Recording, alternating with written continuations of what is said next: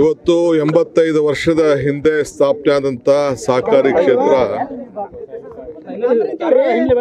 ಬಹಳ ಉತ್ತಮವಾಗಿ ಒಂದು ಬ್ಯಾಂಕ್ ನಡೀತಾ ಇದೆ. ನಾನು ಕೂಡ ನನ್ನ ರಾಜಕೀಯ ಕ್ಷೇತ್ರವನ್ನ ಪ್ರಾರಂಭದಲ್ಲಿ ಸಹಕಾರ ಕ್ಷೇತ್ರದಲ್ಲಿ ಪ್ರಾರಂಭ ಮಾಡಿದ್ದೆ.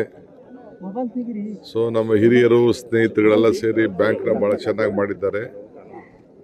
ಆ ಕಾರ್ಯಕ್ರಮಕ್ಕೆ ಇವತ್ತು ಆಗಮಿಸಿದ್ದೇನೆ.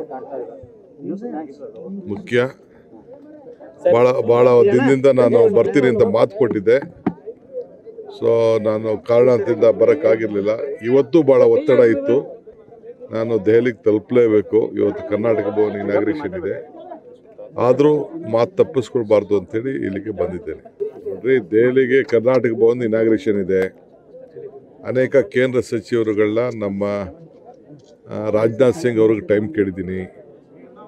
ಬೇರೆ ಎಲ್ಲ ಕೆಲವರೆಲ್ಲ ಕೇಳಿದ್ದೀವಿ. ಆಮೇಲೆ ಪಕ್ಷದ ಕೆಲವು ಅನೇಕ ವಿಚಾರಗಳು ನಮ್ಮ ವಿಧಾನ ಪರಿಷತ್ ಸದಸ್ಯರು ನಾಮಕರಣ ಮಾಡೋಂಥದ್ದೆಲ್ಲ ಇದೆ. ಅವೆಲ್ಲ ಕೂತ್ಕೊಂಡು ಚರ್ಚೆಯನ್ನು ಮಾಡಬೇಕಾಗಿದೆ. ಅದಕ್ಕೆ ಹೋಗ್ತಾ ಇದ್ದೀವಿ. ಖಂಡಿತ ಭಾಳ ದಿನ ವೇಕೆಂಟ್ ಇತ್ತು. ಮುಖ್ಯಮಂತ್ರಿಗಳು ಅಲ್ಲಿ ಹೋಗೋಕ್ಕಾಗಿರಲಿಲ್ಲ. ಸೊ ಇಬ್ಬರು ಕೂಡ ಹೋಗ್ತಾ ಇದ್ದೀವಿ. ಸಂಪುಟ ಪುನರ್ರಚನೆ ಎಲ್ಲ ಮುಖ್ಯಮಂತ್ರಿ ಬಿಟ್ಟದಂಥ ವಿಚಾರ.